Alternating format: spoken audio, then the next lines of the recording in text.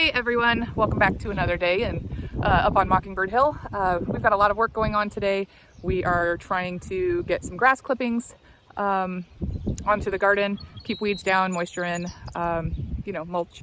I wanted to get some more potatoes planted, but we've had rain the last couple of days and really some unseasonably cool temperatures. So I am behind much further than I normally am this time of year. I think that's kind of the situation with farmers all across the country, so I guess I really can't complain. But the garden is coming along. I'm still working on the update video of getting things planted, but because like I said, we're not finished. But what I have gotten done so far is already starting to sprout, and so that's quite encouraging. So let me go ahead and get the camera set up and turn you around so you can see what we're doing. So I have Sophia with me this morning. She is an excellent helper. Hi, Sophia.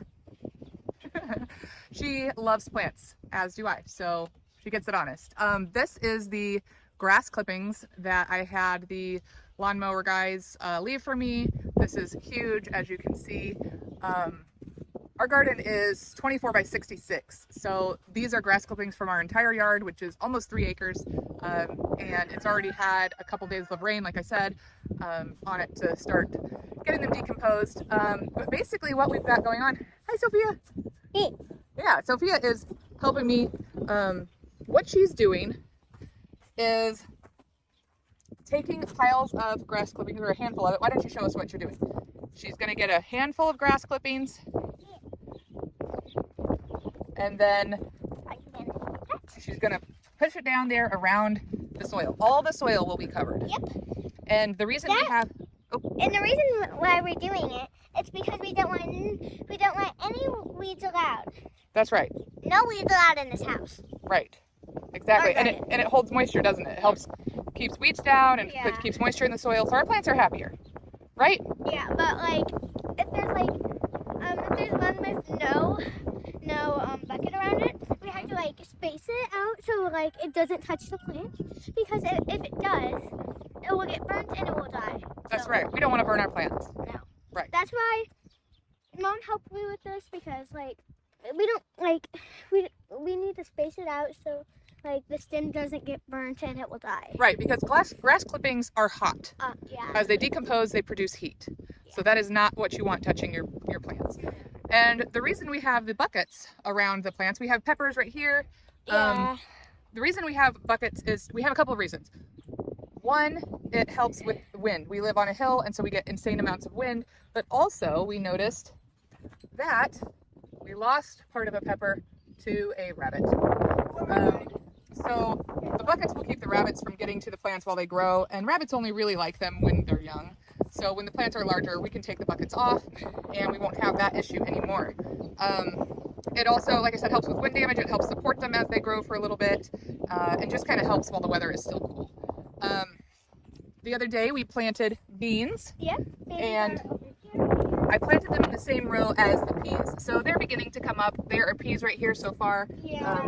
This is what a pea looks like after it's been growing for a little bit. And this is Do you want to show them the beans? Yeah. Okay, where's the beans? Right there. They're growing. And, very good. They're all around. Right, so you can see- here's one growing right here. yeah, that's right. It's starting to come up. Yeah. And this is a little fun fact. This little thing right here is called a radical. But anyway, right here, the peas first of all succumb to a little bit of rabbit damage. So they should be a lot further than they are. But it's about time for beans anyway. So I planted them in the same row. Bunny. That's a bunny print? Yeah, could be. So anyway, we've got beans coming up and peas right there. I don't know if the peas will do anything. We just pulled out some dill over there because we pulled out the dill because dill and eggplant are not good together. Yes, and this is the dill. This is what dill looks like. Yep. But it's also good. That's volunteer dill from 3 years ago. Yeah. When we did dill pickles. It's also right here. Yeah, that's right. Very good, Sophia, you're learning. I already know lots about plants. Yeah, you do. So here is the eggplant. We're going to cover this bed today with the grass clippings and get it around the eggplant to mulch and kind of hold the moisture in and keep the weeds down. We're not gonna do these 2 beds. Why not? Why not? Tell me. Because there's nothing growing in them. What's going to be growing in them? Eggplants. No. Wait, what? Potatoes. Oh, yeah. We're gonna plant more potatoes. We're a little bit late, but we're still within our window to get them planted. Okay, where's the eggplants gonna be then? Eggplants are right there. So, like I said, we had 2 days of rain, so it's a little too cold to till these beds up and get them ready, but I'm hoping to be able to do that maybe tomorrow. We dry out pretty well here, so that is pretty exciting. Over here is, strawberries are starting to grow over here. Yeah, that's true. See? They blended in. Let's see. Let's have a closer look. But it's not fully ready, so we shouldn't pick it yet. Nope, not yet. Behind Sophia, we have our just regular garden sage growing. It comes back every year. Yeah. Pollinators love it. We can use it for cooking if we want to. Yeah. But mostly I just grow it for the pollinators. We could. Yeah, we can make tea with that. We have tomatoes growing in these buckets, as well as these here and here. And as you see over here, there's some this here. Yeah, and Mom's gonna plant them somewhere. Oh, a toad! There's a toad in there? Oh, look at him. Can I touch him? Yeah, you can touch him.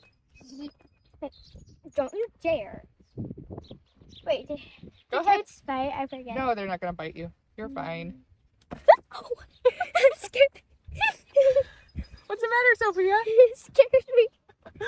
We still have a few things left to plant, but the strawberries are doing well. Mom, can you help me? In a little bit. Stuck in there. We'll get them in a little bit. The problem we're having in this bed, first of all, Sweetie dug it up, and so And second we of haven't- all, we have birds eating right here. yeah, Sweetie dug it up, so it used to be full like the other one, but we've had to plant some of the runners over there and kind of reestablish this. And But we've also right had here, we had some bird pressure. Yep, eating on our strawberries. that's true. I was so excited to get new strawberries.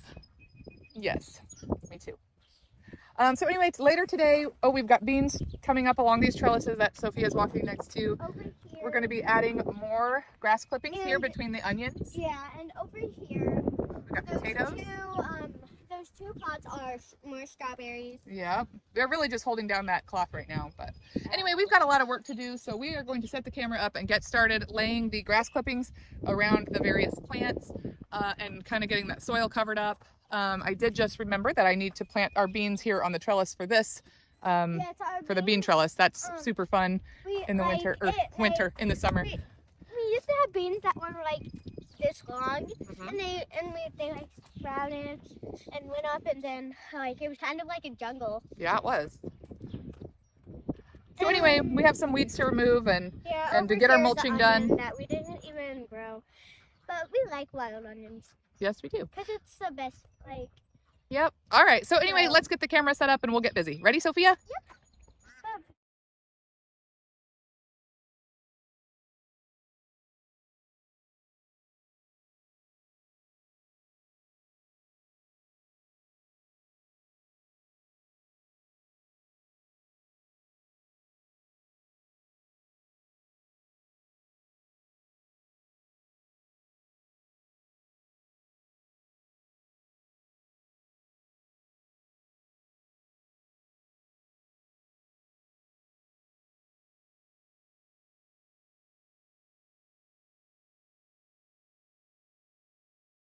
Now, if this grass were dry, we would be able to put it right next to the plants that we're mulching.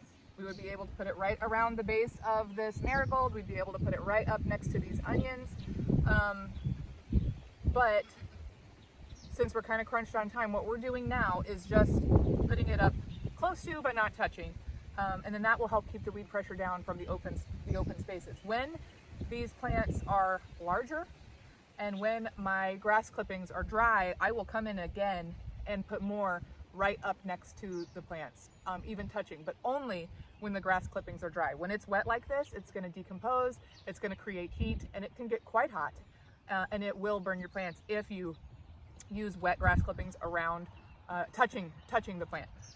Now, to put them on the ground is fine, but you do not want them touching the plants themselves if they are wet. If they are completely dry, it is fine. Same with straw mulch and different things like that. So we are going to continue on with this other onion bed. We've got some weeding to do today. Sophia behind me here is working on putting grass clippings around the spearmint. and we're just going to keep at it. So here we go. It's the same in this bed. We're just going to put down some grass clippings in between the rows for now, not touching the little onions.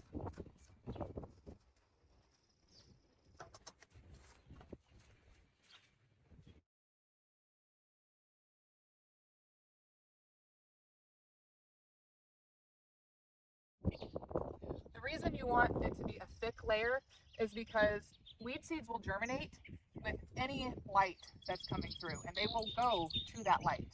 So you want to make it as thick as possible to keep those weeds from germinating, and like I've mentioned already, it keeps the moisture in the soil. This helps you conserve water. You don't have to water your garden as often, and just keeps those vital nutrients in the soil. It keeps your nutrients in the soil by not having them wash away in heavy rain or strong wind. Because as your soil blows away in a wind, you're losing like nutrients for your soil. So you do not want that. You want to keep your soil covered. Anything that's not growing something needs to be covered to prevent nutrient loss and moisture loss. So let's just keep at it.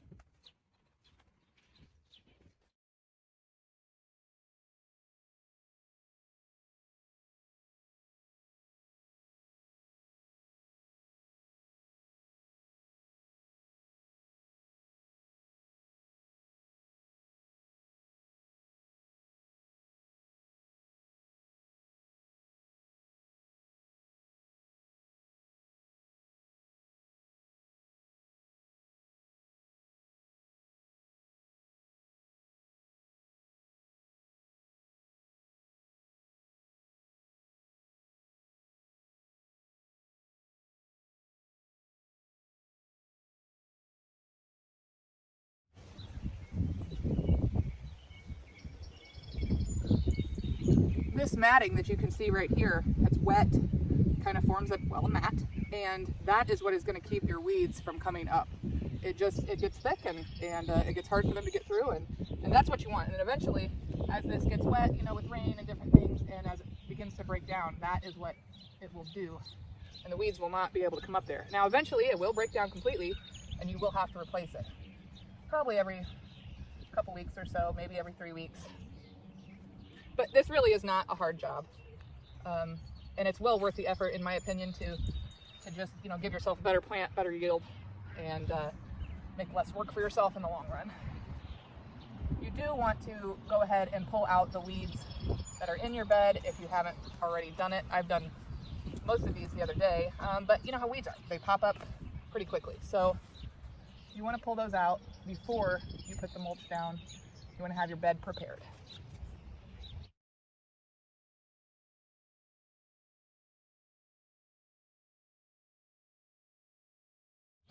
There's this one. So let's move on to some of the other beds around the garden and get them covered, and we will continue on with our work. Feeding the soil and not using organic or not using synthetic fertilizers, and that's going to be really important. In the days ahead, people have been already talking about there being fertilizer shortages. So you need to be thinking of things that you can do for free to take care of your plants if fertilizer is something that's going to be hard to come by in the future, especially because our farmers are the ones who are really having trouble sourcing it. But anything that you can use for free to feed your soil and kind of give back to your plants, the better. So my soapbox with that, but it's just something to think about.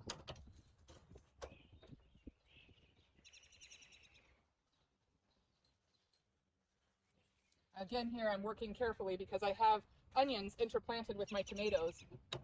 They're good companion plants together. They benefit each other by warding off different, pests of various types and adding good things to the soil that each other need. So companion planting is something to look into and see what you can do there.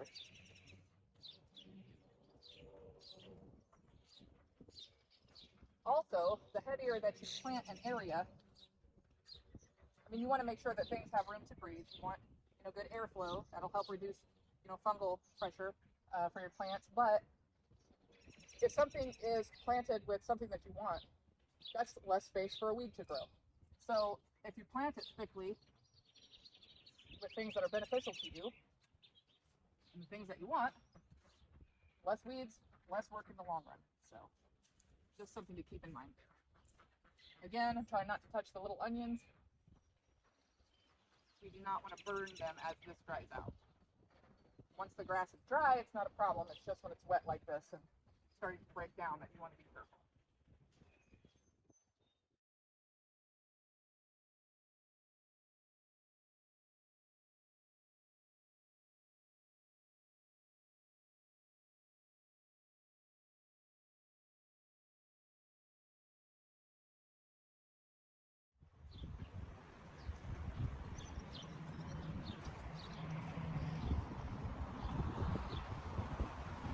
In this bed I have, these are the Tempting Tomatoes Garden Gem from Proven Winners. We've got some vanilla marigold.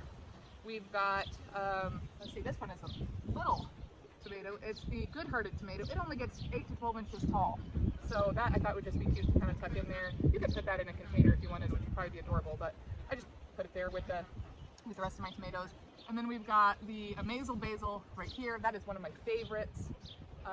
I planted that last year and really loved it. So I'm looking forward to that again this year.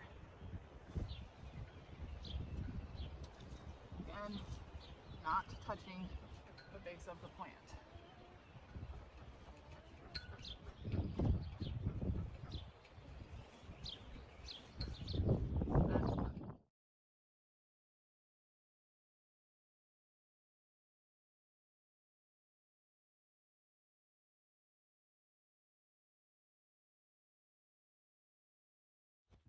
All right,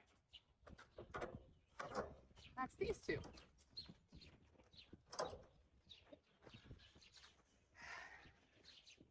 This is looking good so far. Like I said, I'll give it a little bit longer, and when the grass dries out a little more and the plants are a little bit bigger, we'll come in and we'll add more mulch. I do want to plant some marigolds today around the eggplant and the tomatoes. I've got quite a few of them that we need to get in the ground. Marigolds, if you don't really know about them, are amazing companion plants for just about everything. They're just so beneficial. So look into those. You're definitely going to want some in your garden. They're cheap anyway. So don't skimp. Get a bunch of marigolds and plant them. And the cool thing is, in my experience, when they drop their seeds, which they do anytime that a flower fades, they come back year after year after year. So you can get volunteers and move them wherever you need. And if you know me, you know I'm a big fan of volunteer plants. So I'm going to go ahead and get the marigold space. We'll get our supplies and get things planted. Okay, so I went and had lunch and actually realized that I misspoke earlier. And I'm kind of frustrated with myself because, I read so many things online about gardening and companion planting, which is one of my favorite things to see kind of how it all works together. But remember earlier I was talking about the eggplant and the dill, and then Sophie and I had pulled up all those volunteer dill. Now, we didn't get it all at the roots. It will be back. I'm not worried. But yes, and dill is good for eggplants, and that is why I planted the eggplant there. I have tomatillos that we'll be trying out this year, and that's what I bought the parsley for. So I'm quite frustrated with myself that we pulled it all up, but like I said, it'll come back. I do have a spot to put some more basil, and I'm going to be planting some marigolds around there and around the tomato bed. So we're going to get that done. I'll get the camera set up and get going on there, and then going ahead and putting down the rest of the, well, not the rest, but some more of the grass clippings. Now, if we don't use all of the grass clippings on the garden, which we probably will not this time around, I will probably either put them on the compost pile, or probably even better yet, spread them in the chicken coop. The chickens will love it. They will eat the grass. They will root through there for bugs. They will absolutely enjoy that. So let's get the camera set up and get started planting the marigolds and the basil.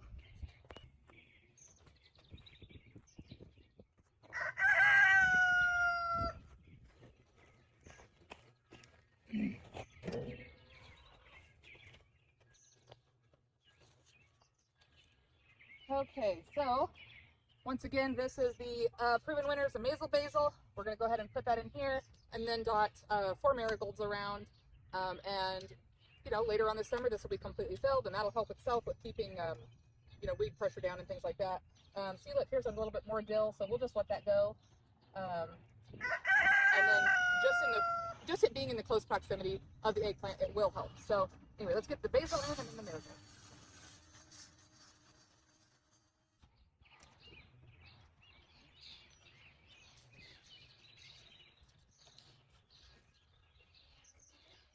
Oh, it smells so good.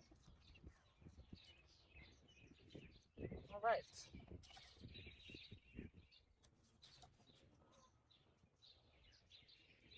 A little 4-pack. There's not going to really be any rhyme or reason to this. We're just going to put these in where they'll be happy.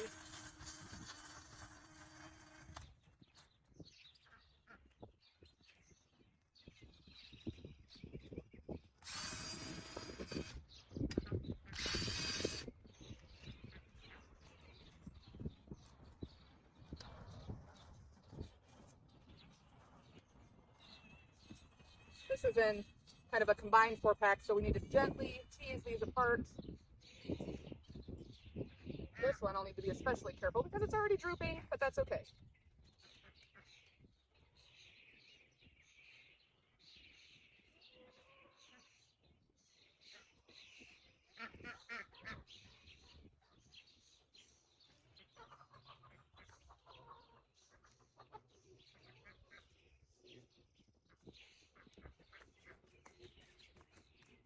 This is my daughter Bella. She is going to help pull some weeds out here while we work and just keep going. It's a constant process to keep the garden under control, but she's a good helper, and we'll just keep working together and get the job done. So here we go with the rest of those marigolds. Just gonna pop them in here.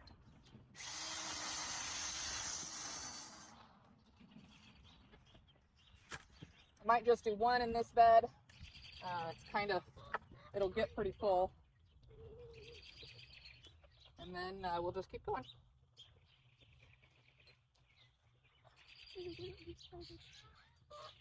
Okay, let's put another one of these over here in this bed.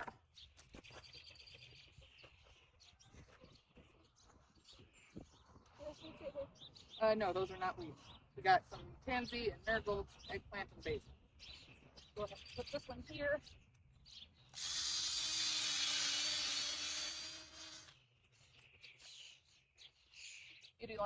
Utilizing the drill really makes digging easy and fast. I appreciate that with all the things I have to do.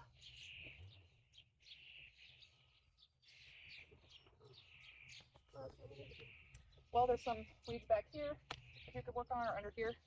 That'd be great. Same thing. We've got another 4-pack, just like this. They're not sectioned off like normal, so basically you're going to pull them out and then gently break this root ball in half. Okay, like that. Then we'll gently break this section in half, and then you've got 4 plants. This will not hurt these plants at all. So that's what we're going to do, and just go ahead and get these planted over here in this bed around these tomatoes and the borage.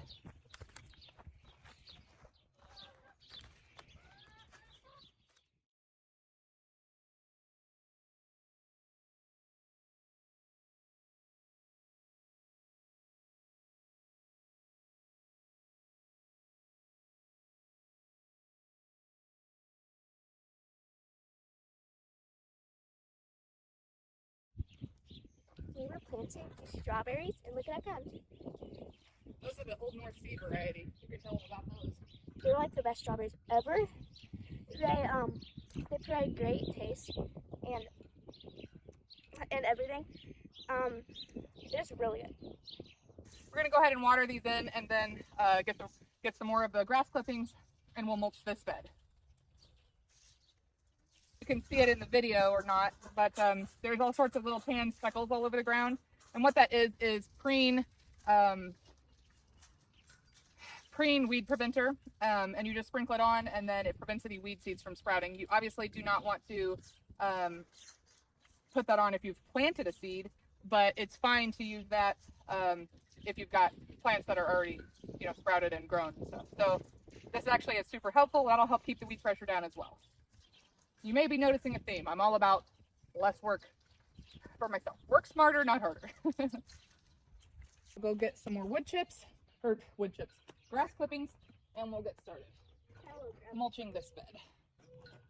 Oh, feed that to the chickens. Yucky grub.